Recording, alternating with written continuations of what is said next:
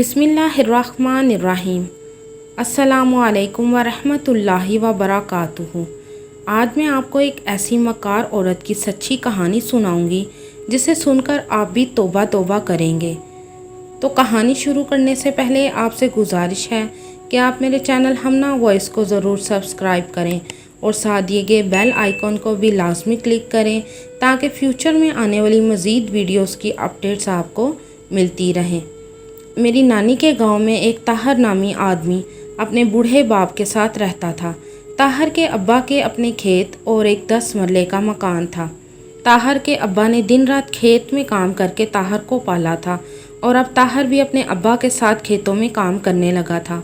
एक दिन ताहर और उसका अब्बू दोनों बैठे खाना खा रहे थे कि ताहर के अब्बा ने कहा, बेटा ताहिर, मैंने तुम्हारी मासी से तुम्हारे रिश्ते की बात की थी और आज उसका फ़ोन आया था।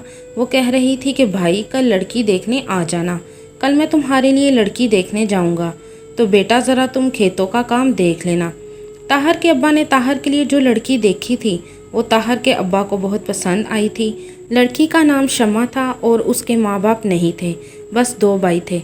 शमा ने शादी की ये शर्त रखी कि अगर मैं आपके बेटे से शादी करूँगी तो ये दोनों भाई मेरे साथ ही जाएंगे क्योंकि मेरे सिवा इनका कोई नहीं है।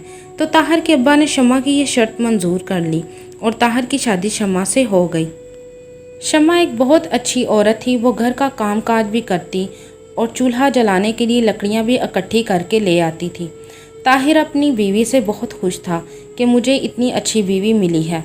ताहिर की शादी को 2 साल हो गए थे लेकिन औलाद की खुशी ना थी। ताहिर ने एक दिन शमा से बात की, शमा क्या तुम नहीं चाहती कि मेरी औलाद हो? तो शमा बोली, मेरे भाई ही मेरी औलाद हैं, मुझे अपनी औलाद नहीं चाहिए। ताहिर की बहुत ख्वाहिश थी कि उसकी अपनी कोई औलाद हो, लेकिन उसने ये ख्वाहिश अपने दिल में ही दबा ली और शमा को ना बताया और सोचा शमा ठीक ही तो कह रही है कि इसके भाई ही उसके बच्चे हैं, आज से मैं भी उनको अपने बच्चों की तरह ही प्यार करूँगा। कुछ दिन गुजरे कि ताहिर शमा के दोनों भाइयों के लिए कपड़े लेकर आया तो शमा बहुत खुश हुई। शमा के भाइयों ने शमा को बोला कि बाजी हमें नई पैंट शर्ट लेनी है, और ये बात ताहिर ने सुन ली थी, इसलिए वो शमा के भाइयों के लिए पैंट शर्ट लेकर आया था। अब तो ताहिर भी शमा के भाइयों को अपने बच्चे समझने लगा था। हालांकि शमा के भाई कोई बच्चे नहीं बल्कि जवान 16 और 17 साल के थे। शमा का ससुर भी शमा के भाइयों को प्यार करता था। वो उनको अच्छी और बुरी बात बताता था। एक दिन शमा के दोनों भाई शमा के ससुर की चारपाई के गिर्द खेल रहे थे। कभी वो चारपाई के आगे और कभी चारपाई के पीछे जाते तो शमा का ससुर बोला, अरे बस करो, कहीं मेरे ऊपर ना गिर जाना, तुम क्या चारपाई पर छलांगे लगा रहे हो, इस तरह मुझे चोट लग जाएगी। तो उनमें से एक बोला, तो लग जाए बुड्ढे तुझे चोट। तो शमा के ससुर ने डंडा पकड़ लिया और बोला, ठहरो मैं अभी बताता हूँ।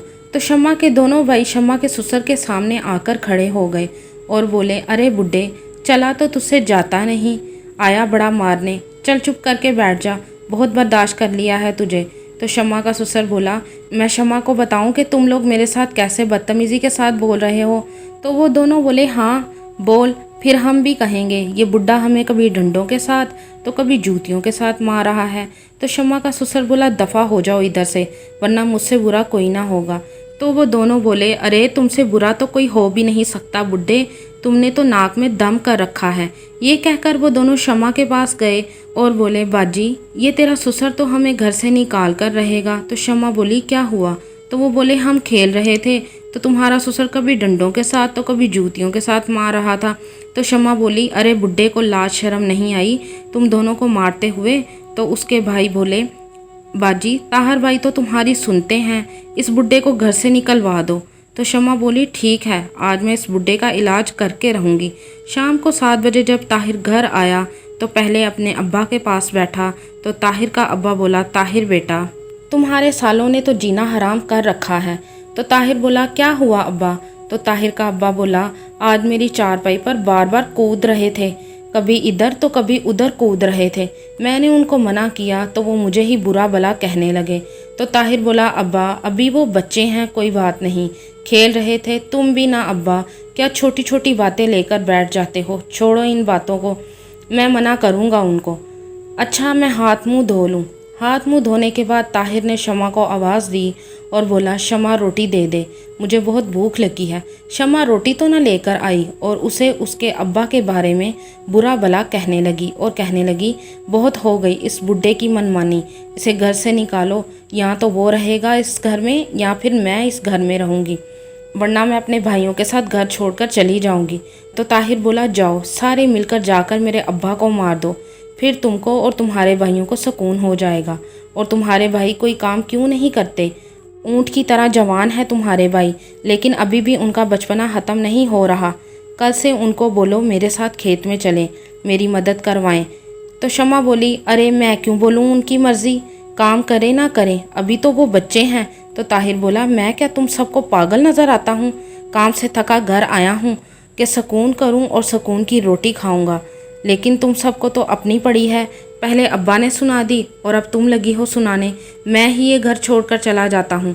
जब शम्मा ने ताहिर के ये अल्फाज सुने तो वो सोचने लगी, अगर ये घर से निकल गया तो मैं और मेरे भाई भी निकल जाएंगे और हमारा कोई ठिकाना भी नहीं है।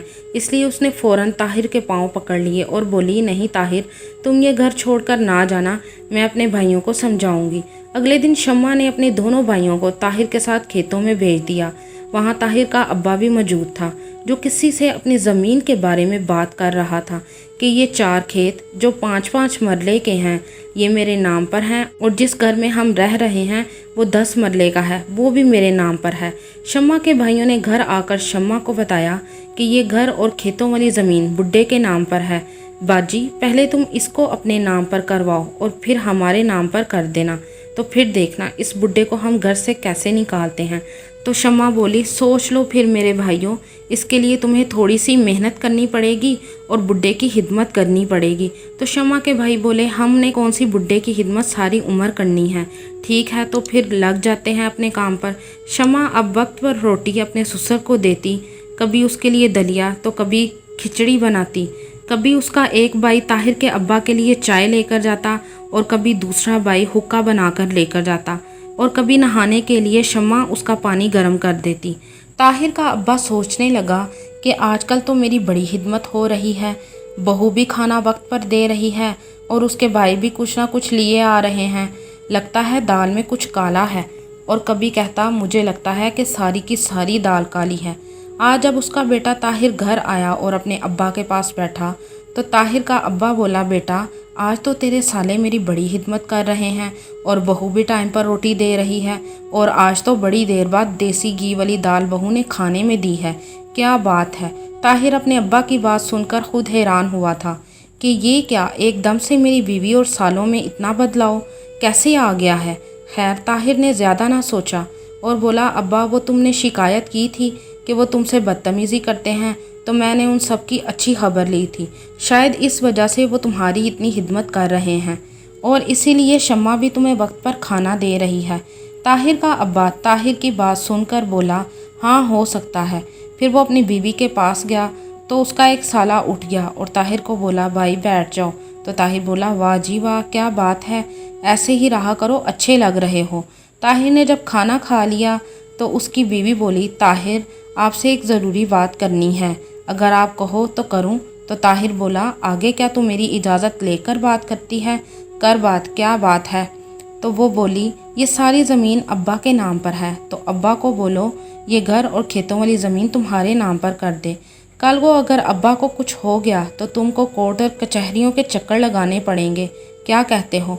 तो ताहिर बोला, हाँ कह तो तुम ठीक रही हो, मैं अब्बा से इस बारे में बात करूँगा। अगले दिन जब ताहिर खेतों से वापस आया तो अपने अब्बा को बोला, अब्बा एक बात करनी थी आपसे। तो ताहिर का अब्बा बोला, हाँ बेटा बोल। तो ताहिर बोला, अब्बा अल्लाह आपको लंबी उम्र दे, लेकिन अगर आपको कुछ हो गया तो ये ज़मीन और घर के कागजात मुझे अपने नाम पर करवाने के लिए कोर्ट और कचहरियों के चक्कर लगाने पड़ेंगे, इसलिए मैं चाहता हूँ कि आप अपनी ज़िंदगी में ये मेरे नाम पर कर दें, और अगर आप ये मेरी बीवी शमा के नाम पर कर दें तो काम और भी जल्दी हो जाएगा। तो ताहिर का अब्बा बोला, हाँ ठीक है, तेरे नाम पर करूँ या बहू के नाम पर, रहना तो तुम दोनों को है ना इस घर में। तो ताहिर बोला, हाँ अब्बा ठीक है। तो ताहिर का अब्बा बोला, मैं कल ही बहू के नाम पर कागजात ज़मीन के और घर के करवा दूँगा। تو طاہر جب اپنے ابا کے پاس سے اٹھ کر چلا گیا تو طاہر کا ابا بولا اچھا تو یہ بات تھی جس سے میری خدمتیں ہو رہی تھیں۔ اور طاہر کا ابا بولا آج نہیں تو کل، کاغذات تو ان کے نام پر کرنے ہی ہیں تو میں کل ہی کر دوں گا۔ اگلے دن طاہر کے ابا نے طاہر سے رجسٹری کے کاغذات لیے اور بہو یعنی شمع کے نام پر گھر کے اور کھیتوں والی زمین کے کاغذات کروا دیے۔ جب طاہر کا ابا گھر آیا اور اپنے بیٹے طاہر اور بہو کو بلایا اور کہا یہ لو زمین اور گھر کے کاغذات، یہ میں نے بہو کے نام پر کر دیے ہیں۔ طاہر نے اپنے ابا سے رجسٹری کے کاغذات لے کر شمع کو دے دیے اور بولا شمع ٹھیک ہے؟ تو شمع بولی جی ٹھیک ہے۔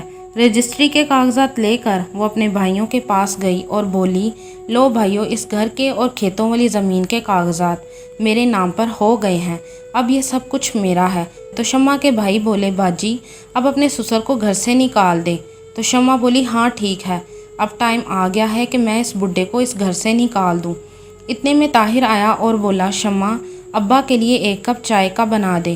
تو شمع بولی میں کیا تیرے ابا کی نوکر ہوں جو چائے بنا کر دوں؟ اس کو بول خود بنا لے، یا اگر تجھے اتنی ہمدردی ہے نا اپنے ابا سے تو تو بنا کر دے دے اپنے ابا کو چائے۔ تو طاہر بولا شمع یہ کیسے بول رہی ہو تم؟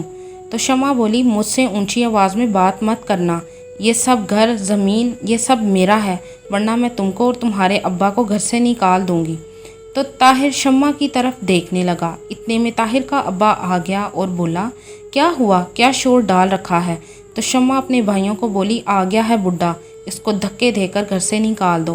شمع کے بھائی آگے بڑھنے ہی لگے تھے کہ طاہر نے اپنے سالوں کے پاؤں پکڑ لیے اور ان کے آگے ہاتھ جوڑے کہ میرے ابا کو گھر سے نہ نکالو۔ تو شمع بولی اس کی نہ سنو، اس بڈھے کو بس گھر سے نکالو۔ تو طاہر نے پھر اپنی بیوی شمع کے آگے ہاتھ جوڑے۔ تو شمع بولی ایک شرط پر تیرے باپ کو اور تجھ کو اس گھر میں رکھوں گی، اگر تو وہ کرے جو میں کہوں گی۔ تو طاہر بولا مجھے منظور ہے۔ تو شمع بولی ٹھیک ہے، چلا جا ادھر سے اور اپنے ابا کو بھی لے جا اور دونوں ایک کونے میں پڑے رہنا، اور ہاں کھیتوں میں تم روز جاؤ گے اور سارے پیسے مجھے لا کر دو گے۔ تو طاہر بولا اچھا ٹھیک ہے۔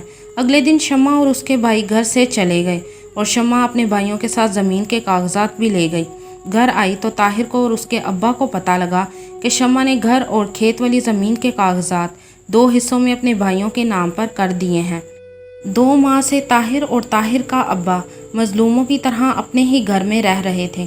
کبھی شمع ان کو روٹی دیتی تو کبھی نہ دیتی۔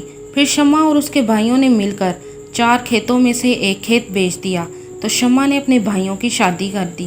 شادی کو ابھی 1 ہفتہ بھی نہ ہوا تھا کہ شمع کے بھائیوں نے شمع سمیت اس کے شوہر طاہر اور سسر کو گھر سے نکال دیا تھا۔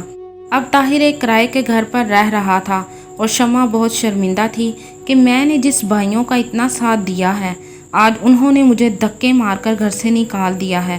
جن کی خاطر میں نے اپنے شوہر اور سسر کو برا بھلا کہا تھا انہی بھائیوں نے مجھے دھکے مار کر گھر سے نکال دیا ہے۔ اس نے اپنے شوہر اور سسر سے معافی مانگی۔